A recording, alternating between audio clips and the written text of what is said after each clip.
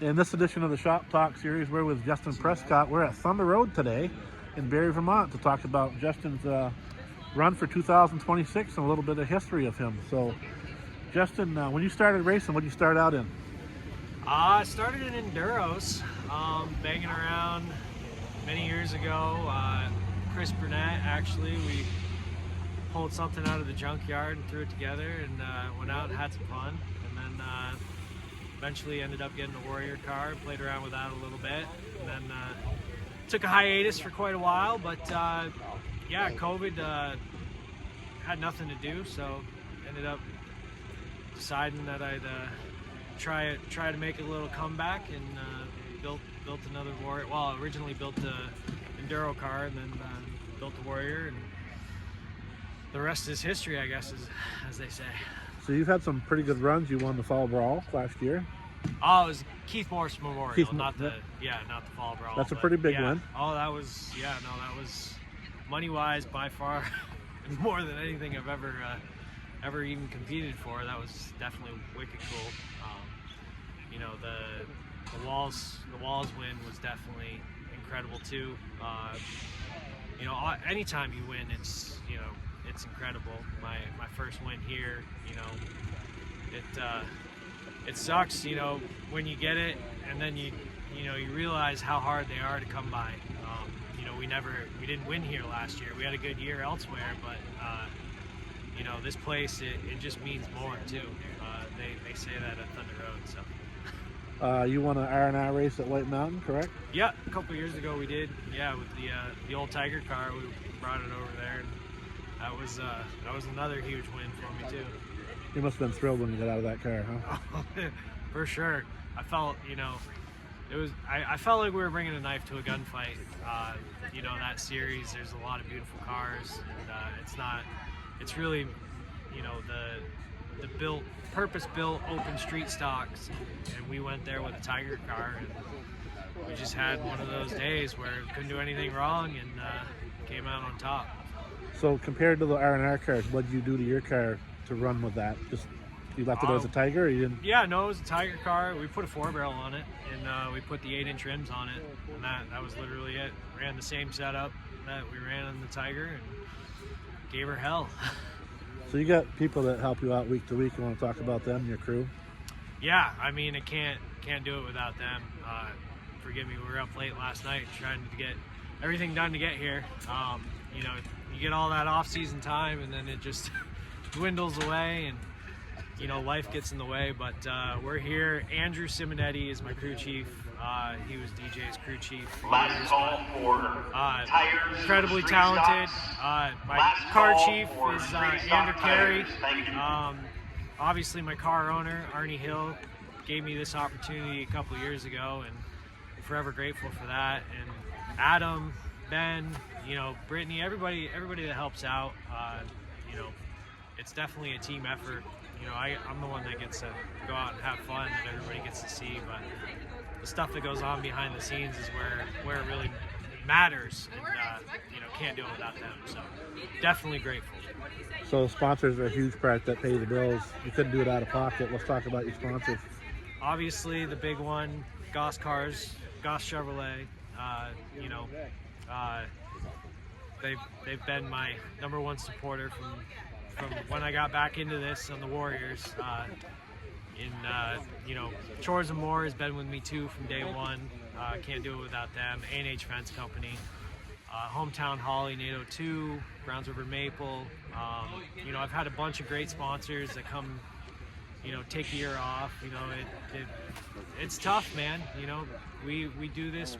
It's a hobby sport, and finding people that are in a position, especially in the world we live in, that, you know, are willing to put their name on a car and help us come out here and have fun.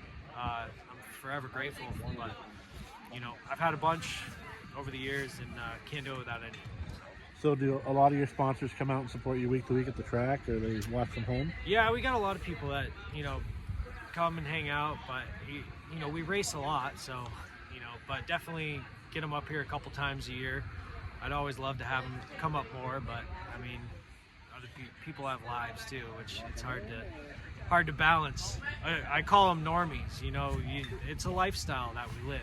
You know, anybody around this knows. You know, it's you sacrifice a lot in life to be here at the track. And, So not a lot of drivers want to talk about this, but any hard licks, any low points that you really destroyed the car? Or... You're not allowed to ask questions like that. Oh, I just did. Yeah. I definitely killed a warrior. You know, in 2020, it was one of those days. You know, typical summer Thunder Road where it rains in practice and then it dries out. But the infield was definitely still wet, and they wrecked. And I decided that I was gonna haul off down through the infield, and then I think once I did hit the brakes, the car sped up, and then it ended in the wall, and that was the end of the Eclipse for sure. So that's probably still the hardest hit I've ever taken too. So, and I hope it stays that way. But So as far as your schedule goes this year, full-time Thunder Road? yeah, our main focus is going to be Thunder Road, running for the championship. We've got a bunch of tour races and whatnot on the schedule that obviously we're going to see how things go, but Thunder Road's going to be the priority. We're going to make an attempt to go back to the Wall Series. Obviously, kind of stung to lose on a tiebreaker for the championship there, so maybe we can do better. But unfortunately, with the 3 races, so if you have one bad race, you're pretty much done. So the guy that won that series, what's his name? Gabe Brown? Yeah. Didn't he call you a loser? Yeah, he did. Gabe's incredibly talented. I've become pretty close with him over the last year or so. He was actually at the shop with me last night until 3 a.m. helping me get here today. So thankful for him as well. Lee and Groveton are on the schedule as far as ACT goes. Is that... The plan is to, as long as everything goes well, we're going to be there. We wanted to be at Lee last weekend, but the car just wasn't going to be where we wanted it if we were to make it there. So we decided to focus on this, and even almost fumbled that. But yeah, I think Riverside's in a couple weeks. Obviously, really enjoyed the new pavement there last year. So looking forward to getting back over there. I think that's definitely on the schedule, and I think Lee Oktoberfest for sure. I know they got a couple Triple Crown over there this year too that we it all depends, but Thunder Road's going to be the priority. You know, if we make it out clean and there's a race, might see us there. You know, it's nice just to be at the track. It's cold today. Every race is special, but is there a race at Thunder Road that sticks out more than any other race for you? I mean, it's got to be the Milk Bowl, right? I mean, the atmosphere there is just, it's unmatched. You know, but like I said earlier, I mean, any race here is just, it just means more. You know, the fans, the exposure, everything, the atmosphere. I mean, this facility is just beautiful. So like, that's why we come here. You know, we could probably go somewhere else and probably be a little, you know, have a little more success, but like, we want to race the best. This is where they're at, so that's why we're here. So when Tom and Ken built this track back in 1960, they ran it very well for a long time, and I think, in my opinion, the changes that have been made here, this is not that track anymore. This is a premier facility, if not in the Northeast, but the country within itself. People look at this track. Yeah, 100%. And you know, I grew up at that. I grew up at the track. You know, this is this is my home. You know, I grew up at all the tracks, running around. You know, on the ACT tour, obviously with Brian. You know, it's great to see what Pat and Chris have done. You know, it's not something that you see these days, unfortunately. Usually it's the contrary.